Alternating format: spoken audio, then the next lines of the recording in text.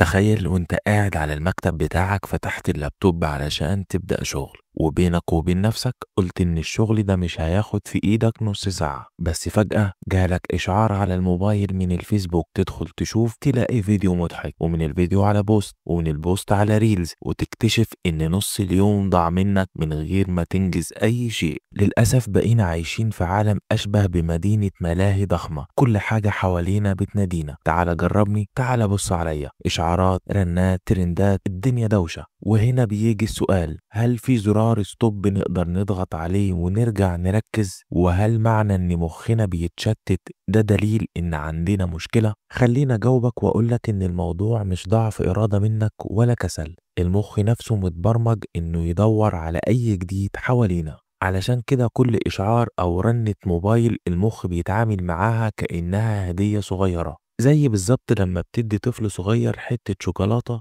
بيفرح بيها وبيطلب منك أكتر. ولو مش مصدقني جرب إن تليفونك يرن وما تمدش إيدك تبص مين اللي بيكلمك، على طول هتحس إن في حاجة ناقصاك ومش مرتاح، وكأنك قاعد على أعصابك بتقاوم عادة قديمة مسيطرة عليك، أو زي مدمن بيحاول يسيب إدمانه. وتلاقي مخك على طول عمال يبعتلك في رسايل، يا عم افتح شوف، طب بص يمكن حاجة مهمة، طب يمكن صديقك القديم، طب يمكن المكالمة المنتظرة، لحد ما تدخل دايرة تضييع الوقت. طب ايه الحل علشان نقدر نركز؟ اول حاجة قاعدة ال5 دقايق، وهي انك تقرر انك هتدي الشغل ده 5 دقايق بس من وقتك كإحماء، وفجأة تلاقي نفسك دخلت في المود وكملت من غير ما تحس. تاني حاجة قاعدة الشحن السريع، 25 دقيقة تركيز و5 دقايق بريك. التقسيمة دي هتخلي مخك يشتغل بأريحية كبيرة، وتحول المهمة أو الشغل اللي انت عايز تنجزه من جبل كبير لخطوات صغيرة ممتعة. الحاجة التالتة، مهم جدا انك تشتغل في مكان نظيف ومترتب، مكتب مكركب زائد إشعارات موبايل يساوي صفر تركيز.